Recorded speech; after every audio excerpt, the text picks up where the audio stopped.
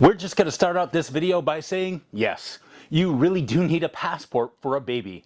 And getting that perfect passport photo of an infant that can't raise their head, keep their eyes open, or understand what's going on, well, speaking from experience, is not easy.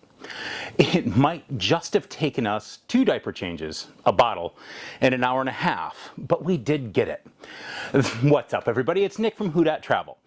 Now, we did have a little bit of problems getting our son's picture at, I think he was 6 weeks old, for his passport, but it is definitely a major travel milestone. Now, we are here to help and make sure that you understand just what you need to make the process as easy as possible. But if you want to leave the country with your whole family, you must put in a little bit of work to have the fun. However, ensuring both parents are available to go, apply in person, and keeping track of renewing the passport every 5 years, which is actually every 4.5 years, is slightly less exciting. So, here's what you need to know about obtaining your child's U.S. passport.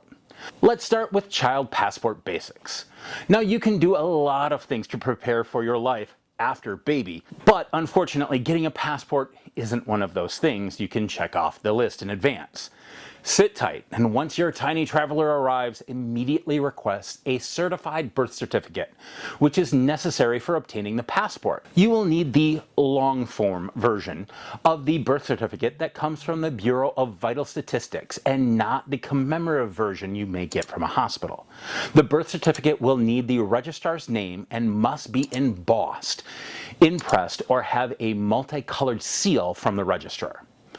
The exact process of getting the birth certificate varies from state to state and even county to county, but it is often possible to request one within the first week or 2 of life. Now, you don't have to have the baby's social security number to get a passport. However, if you have one, you must provide it.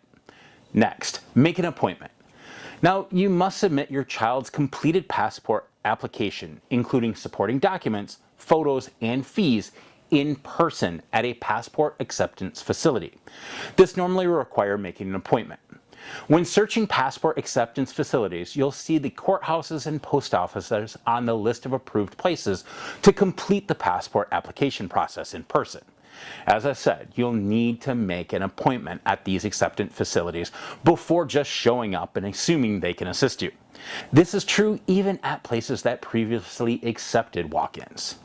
If you need your child's passport ASAP due to a family emergency, try to make an appointment with a passport agency for life or death circumstances. Yes, that's actually what they're called.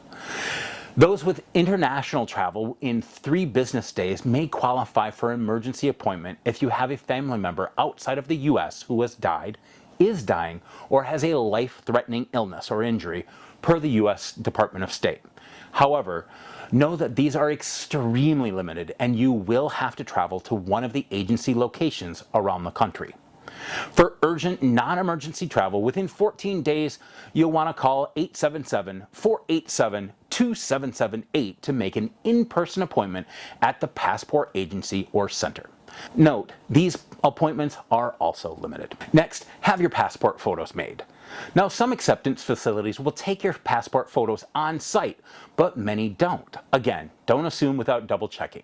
The website will normally tell you the services that are provided by that facility. Basic passport photo rules are that you need to submit 1 color photo taken within the last 6 months using a plain white background. The photo needs to be 2 inches by 2 inches in size. Within that space, the head must be between 1 inch and 1 3/8 inches, 25 to 35 millimeters, from the bottom of the chin to the top of the head. Now remember, you can't make any alterations or use filters. The photo will require a natural expression or natural smile. This means no teeth. And both eyes open. You will need to face the camera straight on with your face in full view.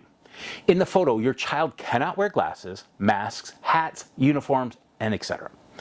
They will need to wear everyday clothing and take everything off the head except for some basic jewelry, if desired. That doesn't obstruct their face. There is a little more leeway with passport photos of babies than for older children and adults. For example, an infant's eyes don't have to be entirely open. Getting a newborn to look right at the camera with their eyes open can be hard, so do your best to check all the other boxes. You can put a child in a car seat with a white or off-white blanket behind the child, and that sometimes does help. We also actually put our youngest laying on a white sheet when he was an infant. That's actually the way we ended up getting his photo. Now, some websites will crop your homemade passport photo to the appropriate dimensions if you go this DIY route. Now, your next step is to gather your paperwork. Before your appointment, you must, of course, complete some paperwork. For most US-born infants and children, you will need the following items to apply for a US passport: a completed, unsigned DS-11 form, a certified birth certificate meeting the criteria I talked about a little bit earlier. This serves as both evidence of your US citizenship and the evidence of relationship. If the parents' full names are not both listed on the birth certificate, you will need some additional documentation, or you can utilize a fully validated, undamaged US passport, which may be expired actually, as proof of citizenship. Digital copies of the birth certificate will not suffice. You will also need a copy of the front and back, if there's printed information, of the U.S. citizen evidence you're submitting. Evidence of the parental relationship. This may be the birth certificate, but could also be an adoption decree, a divorce or custody decree, or similar document. You will need the parent's ID. A valid driver's license or passport will work. Also, a copy of each identification document, front and back.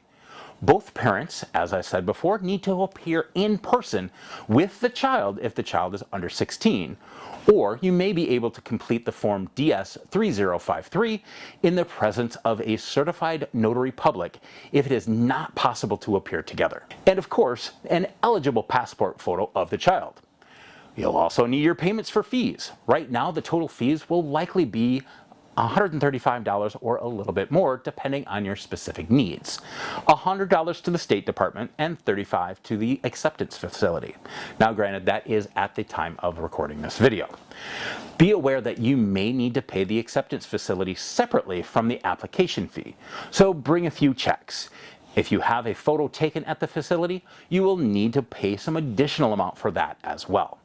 Personally, I would suggest getting the passport card as well. It is really nice to have an additional form of ID for your child that you can just carry in your purse or wallet. And I believe that's an extra $15, I think. I could be wrong on that though. Now that you have all of this information, how long is your child's passport good for?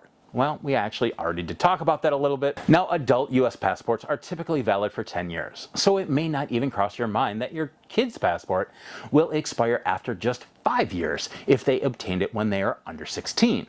Plus, many countries won't allow you to visit with fewer than 6 months left on a passport. This makes the true life of a child's passport only around 4.5 years. To make things extra complex, the passport expiration and renewal rules change when the kids turn 16 and again when they turn 18. What makes things even more complicated is that kids can't renew passports. Now, most adults can renew their passports via the mail. So the second time around, the renewal should be easier for kids too, right? Wrong. Unfortunately, you can't just renew a kid's passport. You actually have to go in and get an entirely new one in person, just like the first time. However, at least you've been through the process. And to be honest, it was way easier to get a picture of our little man at 4.5 rather than 6 weeks.